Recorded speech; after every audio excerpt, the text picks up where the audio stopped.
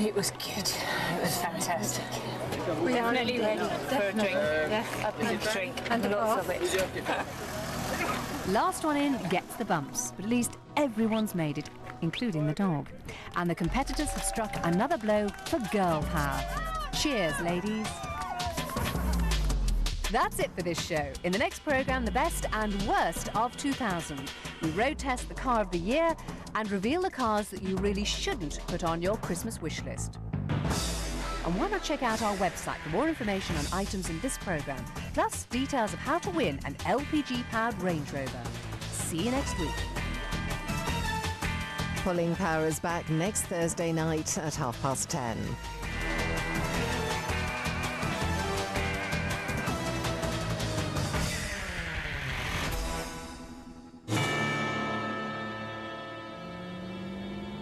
Pulling Power with ixm.co.uk, where cars go faster.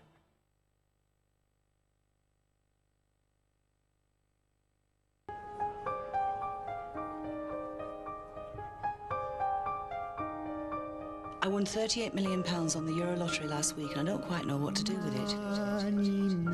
I'm not leaving, Alice. I love you. It's gorgeous. What do you think your husband David's going to say when he finds out about the truth? What's happening? 30 million. Divert. Go round. What you've done, if you think about it, actually, is worse.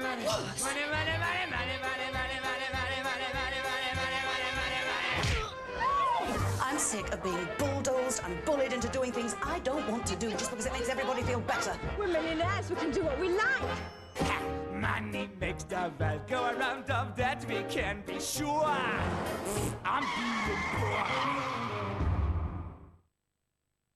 In 50 minutes here on Carlton, Beverly Turner presents the up-to-the-minute gossip from the music world with videos and chart news. Videotech is at 11:50.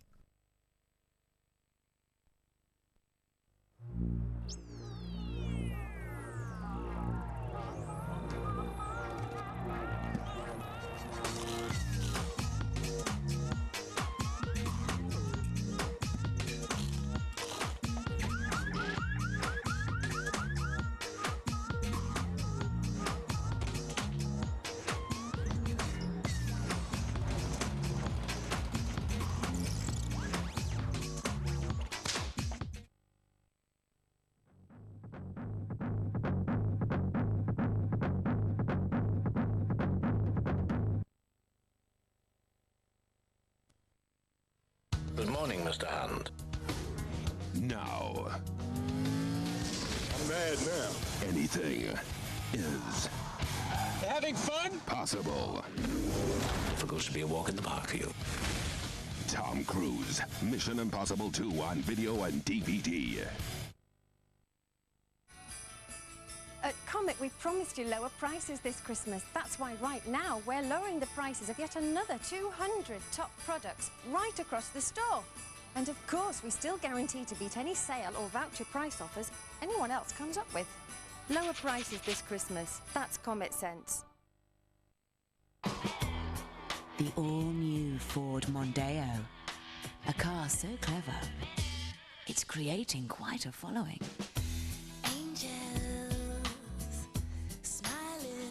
It has an electronic brain which constantly watches over the driver and passengers and controls safety devices which respond in milliseconds. It's Ford's intelligent protection system. Such advanced technology seems to be attracting a little interest. The all-new Ford Mondeo, built to lead. Whatever you get her for Christmas, make sure it's what she really wants. Younger looking skin that looks and feels its best. Olay for Christmas. Worth giving, worth waiting for.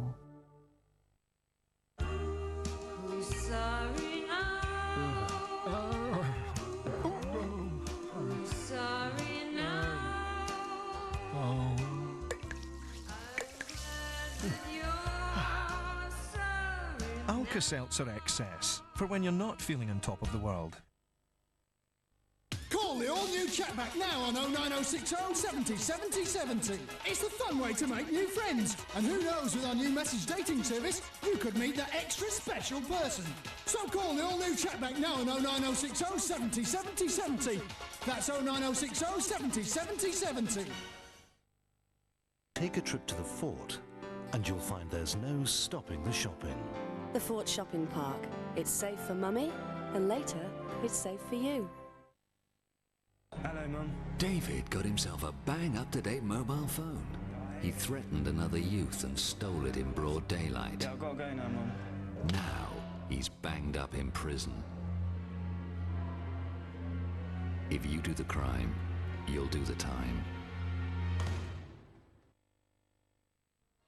On ITV2 now, Emmerdale, while here on Carlton, it's the news. Hamilton's ruined as cash for questions appeal fails.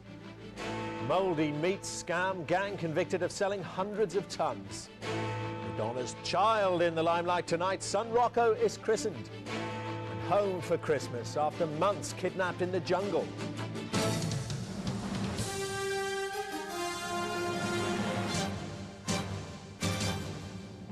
From ITN, the ITV Nightly News with Dermot Monahan. Good evening. The former Conservative MP, Neil Hamilton, suffered another crushing defeat in the courts today. A year after he lost his cash for questions libel action against the Harrods owner, Mohammed Al Fayed, he was refused leave to appeal. Mr Hamilton, who now owes an estimated £2.5 million for the case, called it justice in Wonderland. Shuli Ghosh reports. He emerged from court a year to the day after his disastrous libel defeat, once again devastated by the outcome. Comforted by his wife, Neil Hamilton said today's decision over his appeal was unexpected and bizarre. This is justice in Wonderland, and I'm just utterly astonished at this result. Neil Hamilton has fought this case for more than 6 years. His wife Christine has been with him every step of the way. Now facing possible bankruptcy, she said she felt physically sick. I actually feel as though I've been punched in the stomach and robbed, and that's not something you expect from 3 appeal court judges, but it's happened. It's called British justice. I'm basically quite speechless, as you can see. I mean, I cannot believe that doesn't happen very often. No, Mohammed Al Fayed was accused of buying documents stolen from rubbish bags outside the offices of Neil Hamilton's lawyer. The appeal judges decided he had been party to that and his conduct was discreditable, but it hadn't affected the outcome of last year's libel battle. The Harrods boss wasn't in court today, he's on holiday, but his lawyers gave his reaction. You won't be surprised to hear that he's delighted with the result. He's delighted with the first line of the judgment, which says, "This application is about a load of rubbish." But it's no laughing matter for Mr Hamilton, who must now reveal the secret backers who financed his cash for questions battle. Tonight, Neil Hamilton is again a defeated man. He'll now have to pay court costs from last year's libel trial and this year's appeal, a sum estimated to be over £2.5 million. Shuli Ghosh, ITN, at the Court of Appeal.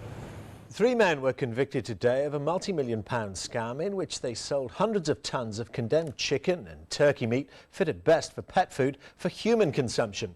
They'll be sentenced tomorrow with 2 more men who pleaded guilty. Helen Wright has the details. It was inside this Nottinghamshire pet food plant that condemned meat began its journey to the dinner plate. The men convicted today passed off rotting and diseased chicken as wholesome, selling it to market traders, restaurants and supermarkets across Britain. Andrew Boyd, who ran the plant, was found guilty of conspiracy to defraud, as was Darren Bibby, who worked there.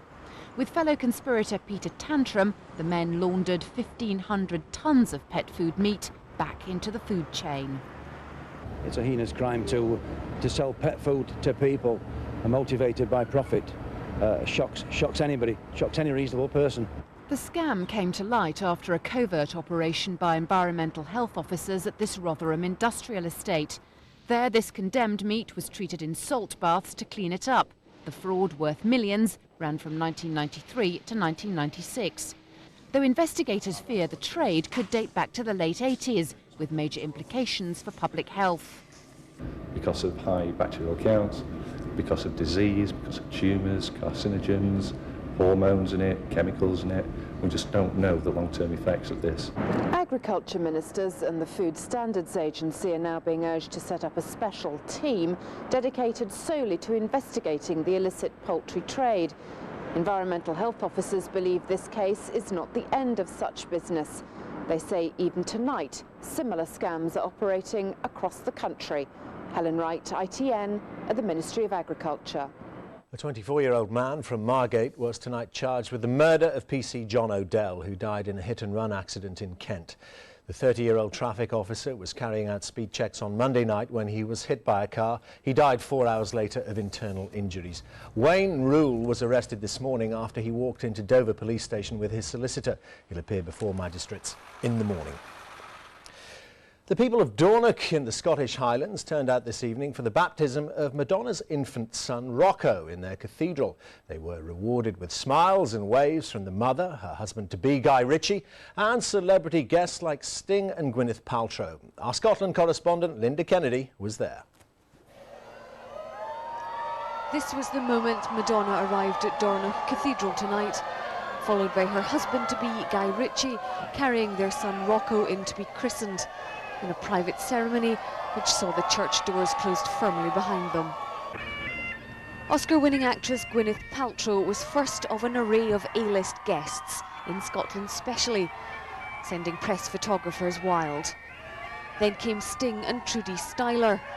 Finally, of the celebrities, Rupert Everett, Madonna's co-star in her latest film, arriving last for the big event. It's thought the ceremony is along the lines of a traditional Scottish christening, and that means amongst all the fun tonight, Madonna must make some serious religious vows. She must promise that her child belongs to God and that she'll bring him up as a member of the church. After less than half an hour, the couple emerged with their newly baptised son. Madonna bade farewell to the crowd, who stayed despite freezing fog, as this could be their only chance to see the singer. Her wedding at Skibo Castle tomorrow was set to be a very private affair. It was Sting and his wife who first introduced the couple to each other, and Gwyneth Paltrow is reported to be maid of honour as one of Madonna's closest friends. But tonight belonged to her fans, who had a party here, to the sound of 5 pipe bands, marking what's been an incredible day. So many stars in a romantic Highland village, close to Christmas. Linda Kennedy, ITN, Dornoch. Well, let's go over now to Nicholas Owen at Skibo Castle outside Dornoch, which, as we heard, is getting ready for Madonna's wedding tomorrow. So, Nick, it all looked like a pretty well-oiled operation today. Well, yes, mostly, Dermot, it was. The people of Dornoch, as Linda said, did get a chance to spot some stars, particularly Madonna, Guy Ritchie and their little son, Ricco. But we learned this evening there was actually an incident in the church. Madonna's security men, and she got quite a few of those, they spotted a man there they didn't think ought to be there. He wasn't among the guests. They moved in on him. He was handed over to the police. He's now being questioned at Dornoch Police Station. We gather that he's 51 years old, unemployed, and comes from South London. No doubt we'll hear more about that tomorrow. And any idea what's going on behind you tonight? Well, as you say behind me, this is the gates to Skibo Castle, well guarded. A couple of security men have been around here, and you can hear the generator going on in the background. That's because a lot of television crews are here. There's a reception going on after that christening. All those guests getting together to drink the baby's health in preparation for tomorrow. Indeed, the main event. What about the wedding? Well, we know very little about it, to be absolutely honest. We don't know for certain it's actually happening inside there, but all the signs are that it will. The Reverend Susan Brown from the cathedral, she'll conduct the service, but we don't know what time of day. It could be lunchtime, it could be afternoon, it could be evening. A lot of guesswork, a lot of secrecy here tonight. Well, hopefully we'll find out. Nick, thanks a lot. A couple who went on the run rather than return their 2 foster daughters were given a judge's permission today to adopt them. Jennifer Bramley and her husband Geoff had been allowed to keep Jade and Hannah Bennett for a trial period after admitting they'd done wrong by going into hiding. The judge said today she was making the final adoption orders with the agreement of all parties. And the government announced new plans today to speed up the adoption process for everyone. The plans, which also aim to increase the number of children adopted, include setting up the first national adoption register for England and Wales, setting a limit of 6 months on the time children have to wait before they're placed with a family, and relaxing the rules about children and would-be adopters being from the same racial group.